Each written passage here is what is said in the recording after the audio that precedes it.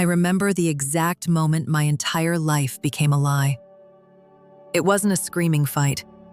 It wasn't a dramatic confrontation. It was a Saturday morning. Sunlight through the kitchen curtains, coffee getting cold on the counter, and a phone screen that lit up with a name I didn't recognize. "Daddy, are you coming to my recital on Friday?" A little girl, maybe 8 years old, in a pink tutu in the photo. My husband's daughter. The daughter I never knew existed. My name is Miriam. And the morning of my 30th wedding anniversary, I discovered that the man I had loved, trusted, and built a life with had an entire second family living 47 minutes away from our house. 47 minutes. Let me take you back to the beginning, because you need to understand how perfect it all seemed, how truly, convincingly perfect. I was 24 when I met Daniel. He walked into the hospital where I worked as a nurse, flowers in hand, visiting his sick mother. He stayed for 3 hours. He didn't want to leave. Neither did I. He was the kind of man who remembered small things. The way I took my tea, the author I mentioned once in passing, the song that made me cry. He paid attention, or at least, I thought he did. We got married 2 years later. Small ceremony. His vows made half the room cry. "You are the only person I will ever choose every single day for the rest of my life." I believed him. I believed him for 30 years. We built a beautiful life, a house with a garden I planted myself, 2 grown children, our son Marcus and our daughter Leah, both out of the house by the time this story begins. We had date nights every Friday. We had a shared language of inside jokes. We had the kind of comfortable, easy love that most people spend their whole lives looking for. And I was grateful. I was so grateful.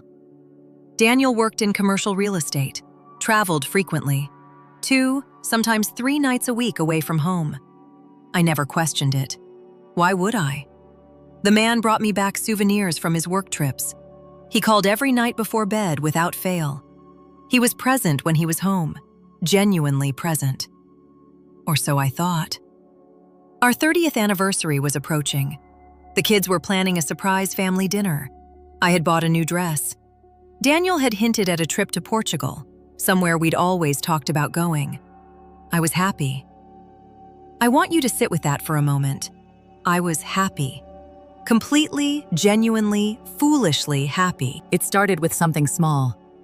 Almost embarrassingly small. About 3 weeks before our anniversary, I noticed Daniel had started charging his phone in the kitchen instead of on his bedside table like he had for 29 years. I didn't think anything of it at first. Then one night he left it face up on the counter while he showered. A notification slid across the screen. A name, Joelle, with a small heart emoji.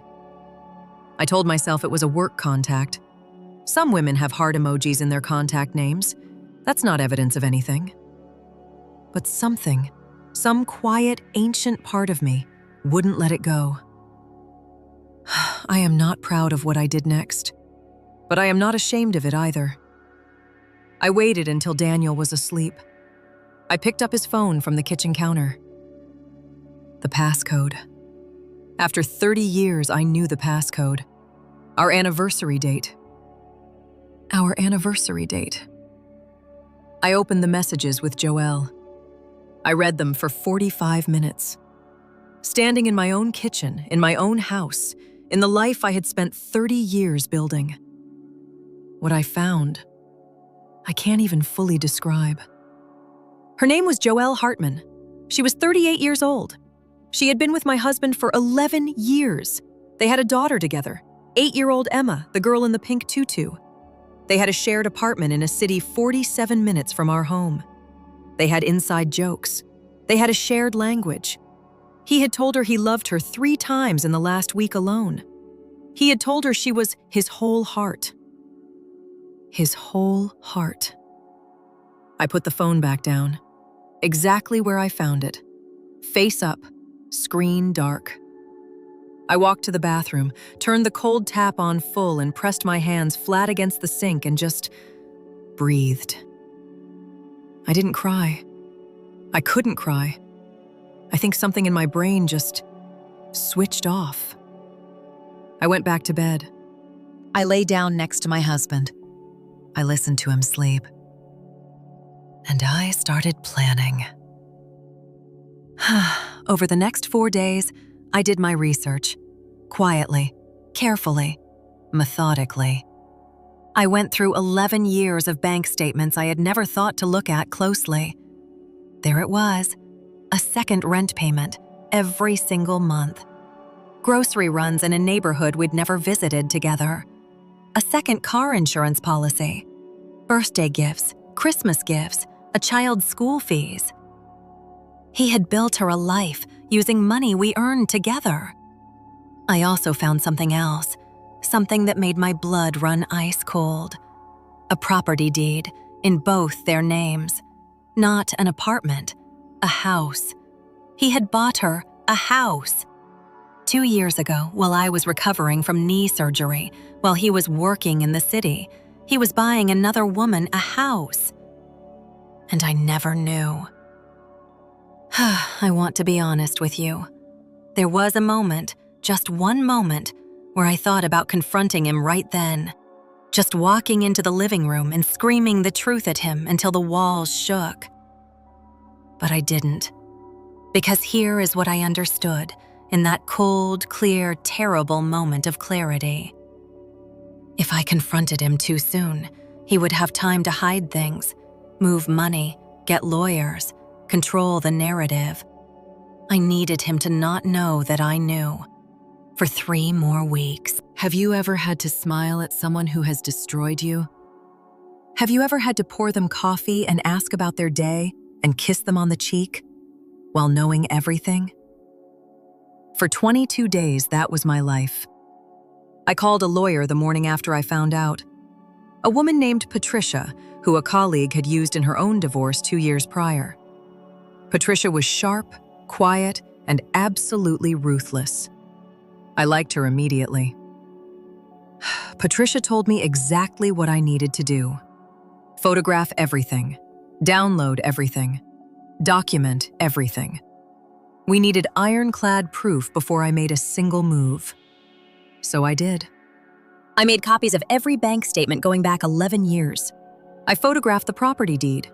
I hired a private investigator, yes, a real one, who confirmed within 4 days that Daniel was indeed maintaining a second household, was regularly present there, and had introduced the woman and child to friends as his partner and daughter, respectively. His daughter. He had introduced Emma as his daughter to people. Meanwhile, our own daughter Leah didn't even know she had a sister. That part was the one that broke me open. Not the betrayal to me, though that was enormous. The betrayal to my children. They had a sibling they'd never been told about. An 8-year-old girl who had no idea her father was living a double life. I thought about Emma often during those 3 weeks. She was innocent in all of this. She hadn't asked to be born into a lie. That mattered to me. It still matters to me. Patricia worked quickly. Because Daniel and I had commingled assets for 30 years, the house, investments, retirement accounts, and because he had used marital funds to purchase another property and support another family, the financial case against him was significant. Patricia called it one of the cleaner cases she'd seen. I also did something else, something more personal. I called Joelle. Not to yell at her, not to threaten her, to tell her the truth. Because the more I read those messages, the more I realized she didn't fully know either. She knew he was separated. She thought the divorce had been finalized years ago. She thought she was in a legitimate relationship with a man who had moved on from a failed marriage. He had lied to both of us. That phone call lasted 2 hours. We both cried. We were strangers, bound by the same man's deception. It was one of the strangest, most human conversations of my life. We agreed on one thing by the end of it. He would not walk away from this unscathed. Our 30th anniversary dinner. The family restaurant. Marcus and Leah had organized the whole thing. Candles, our wedding song playing softly in the background, a framed photo of us from 1994 on the table. Daniel was in a good mood that night. Relaxed, smiling. He ordered the good wine. He had no idea. Patricia had filed the divorce papers that morning. I had chosen the anniversary deliberately. I want to be clear about that. I am not a cruel person. But I am a person who believes that the punishment should fit the crime. He had used our anniversary as a backdrop for 30 years of his lie. Our date on his phone passcode, our milestone as his cover story for celebrating with her. I wanted him to remember this date for a different reason. Halfway through dinner, I watched his phone light up. He glanced at it out of habit. His face changed. Not dramatically. Daniel was always controlled. But I watched something shift behind his eyes. He had been served. His lawyer had just texted him. He looked up at me, and I looked back. And I said, very quietly, very calmly, I know everything, Daniel. I have known for 22 days. Patricia says hello. He said nothing. For a long moment, he said absolutely nothing. And then he said, and I will never forget this, he said, Miriam, I can explain. 11 years, a secret daughter, a secret house, a secret life. And his first instinct was, I can explain. I slid a folder across the table. Every bank statement, the property deed, the investigator's report, copies of his messages. I said, you don't need to explain anything. It's already documented. Marcus and Leah were sitting right there. They saw the folder. They saw their father's face. In that moment, they understood that the world they had grown up in was not entirely what they'd believed it to be. That is the part I will carry with me for the rest of my life. Not what he did to me, what the truth cost my children. I stood up. I put on my coat. I picked up my bag. I looked at my husband of 30 years one last time. And I walked out. It's been 14 months now. The divorce was finalized 6 months ago. Because of the marital funds used to maintain the second household and purchase the property, the financial settlement was heavily in my favor. I kept the house. I kept the garden. Marcus and Leah have both been in therapy. So have I. There is no clean ending to a story like this, just the slow, difficult work of rebuilding what was broken. Joelle ended her relationship with Daniel, too. The last I heard, she was pursuing her own legal options regarding the money he had misrepresented to her. Emma, sweet, innocent Emma in her pink tutu, still has her recitals. And Leah, to her extraordinary credit, has reached out. Slowly, carefully. Because a child is not the sins of her father. People ask me sometimes, how did you not fall apart? And the honest answer is, I did fall apart, just not where he could see it. I fell apart in the shower at 6 a.m. before he woke up. I fell apart in my car in the hospital parking lot. I fell apart on the phone with Patricia when she told me how much money had quietly disappeared from our life over 11 years. But I held myself together where it mattered, because some betrayals don't deserve your tears. They deserve your receipts. If you are watching this, and something in your gut is whispering to you, listen to it. Not to destroy someone, not out of paranoia, but because you deserve to live in the truth of your own life. I deserved that, and so do you. I'm Miriam, and that is my confession. The verdict? 30 years, 22 days, and 1 folder. That was all it took. Before I go, I need to ask you something. If this story moved you, if any part of Miriam's pain, her silence, her strength felt familiar to you, then you are exactly why this channel exists. We tell these stories because they are real. Because somewhere out there, someone is sitting in a kitchen at 6 a.m., holding a phone that just changed everything. And they need to know they are not alone. If that person is you, or someone you love, share this video right now.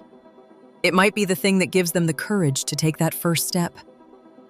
And if you're new here, welcome. Hit that subscribe button and ring the notification bell, because every week on Confession Verdict, we bring you stories of betrayal, survival, and the kind of quiet, devastating strength that most people never get to see.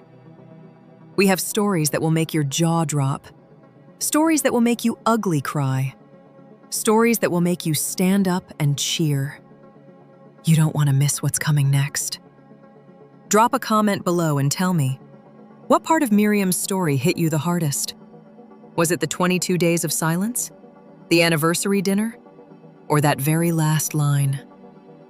Because your comments don't just mean everything to this channel. They remind every person who shares their story here that someone is actually listening. And to Miriam, wherever you are, you held the folder, you walked out, you planted new things in your garden. That is not a small thing. That is everything. I'll see you in the next confession.